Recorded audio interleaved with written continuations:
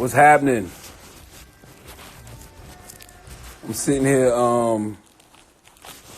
practicing being quarantined. So if I figure we're gonna be quarantined, all we're gonna really have to stay connected is social media, right? So I guess that's the way to properly use it. This is actually the proper way to use social media. I got concerns about that though. I got concerns, right? Because it takes I think I read one time that it takes 30 days to make something a habit.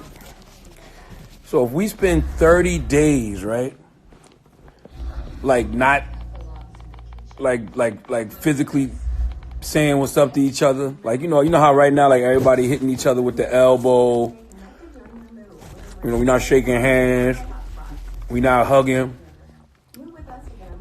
If we make it a habit after 30 days when this corona stuff passes, isn't that going to keep us more disconnected? Because we already disconnected enough because of this social media. It's really not a connection. But if we spend 30 days not saying what's up to each other, not shaking hands, not hugging, is it 5 days? 5 days? I thought it was 30 days. 3 weeks, that's about 30 days. I don't know, man. I'm just scared that this will make us even more disconnected from each other. I agree with you, Hip Hop Soul Child. They already want us disconnected. 6 Inch says desensitized. Now, we've been desensitized, brother. That's why y'all can see all this violence and on social media and not give a fuck about it.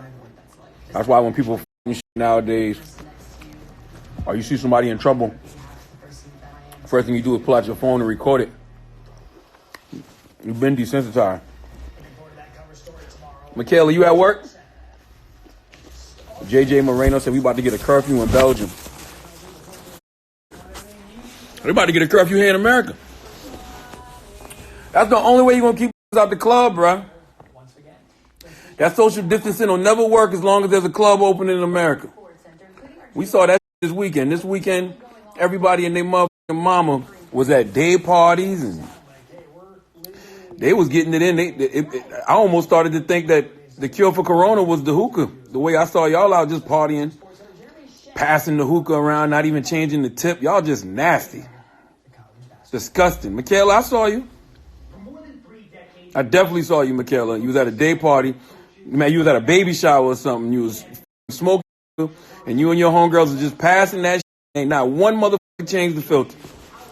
So the only way that they're going to make people stay home is to make it a government mandate. And that's when people are going to start screaming about martial law. They're going to start screaming about, oh, martial law. This is martial law. It's not fair.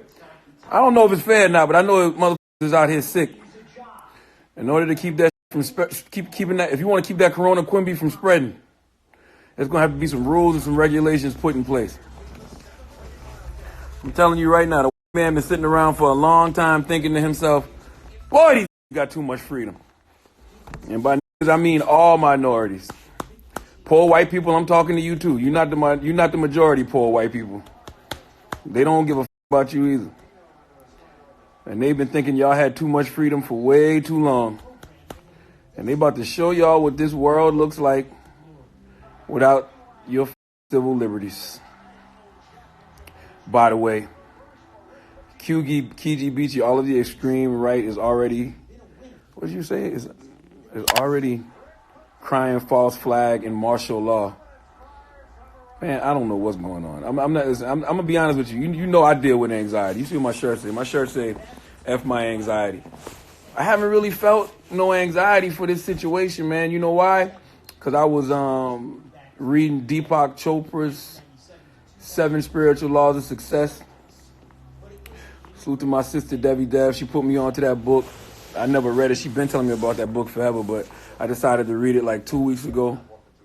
And Law 6 talks about the law of detachment.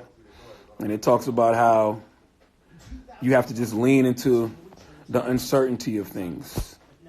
And that's how I'm looking at it with this coronavirus. Man, Delicia, I'm praying it don't reach Anguilla neither, because you know I'm coming if shit get crazy. Lord have mercy. I'm going to have the whole family take a test before we get on that jet, and we out. But you just got to lean into the uncertainty of things, man.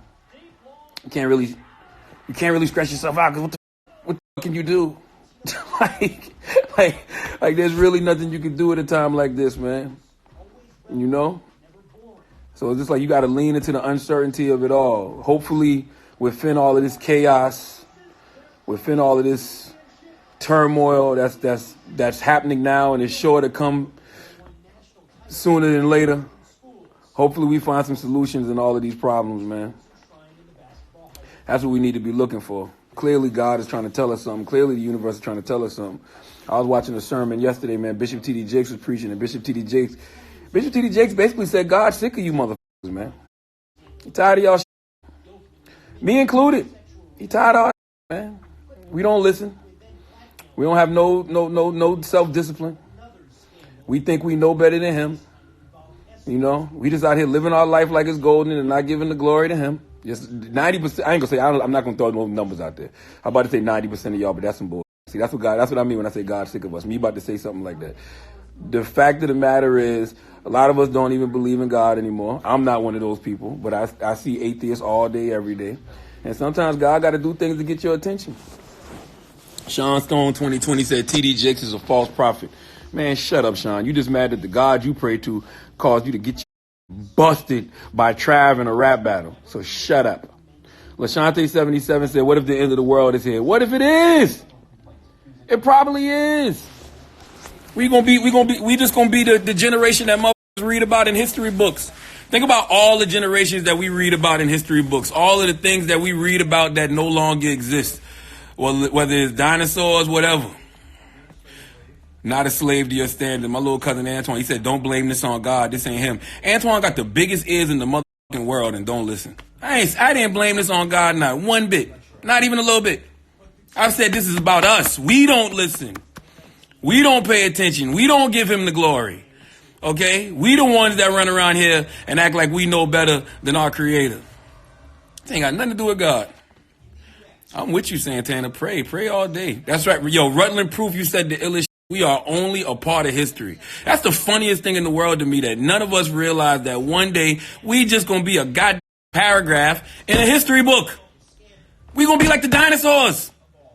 Do you understand that?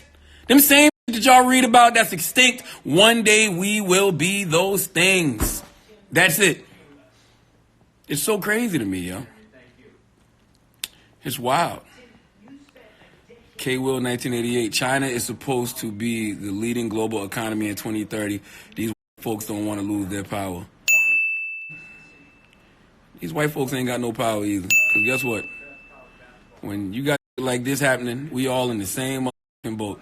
And maybe that's the lesson to be learned in all of this. Maybe the lesson to be learned in all of this is that at the end of the day, we all just human beings living a spiritual existence.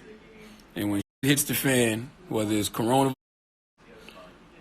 aliens, love and hip hop, whatever's going to kill us all is going to kill us all. Period. There is an end date to all of this. Some of us get to that end date sooner than others. Some of us are going to collectively meet our demise together. And I'm going to be honest with you. If we all collectively meet our demise together, I really hope there's segregation in the afterlife, because I don't want to be around some of you motherfuckers. I'm going to be totally honest with you, man. I really hope that there's like a heaven, a hell, and then something in the middle. I'm cool in the middle. I know the kind of life I lived. I'm cool in the middle. You know what I'm saying? God may not want me up there neither. You know what I mean? But I just hope that there's some type of segregation happening in the afterlife. Because I'm sick of y'all. I'm sick of y'all. When Bishop T.D. Jakes was preaching yesterday, he was just like, God is just tired of y'all. I'm so tired of y'all, man. I really, really am. Yes, we're going to be on the radio for the rest of the week. Sometimes we're going to be in the studio, but if we're not in the studio, let me show you what we got. This is dope. I should have been got one of these. Oh, y'all know I'm old now. I don't know how to... Oh, here you go. Watch this.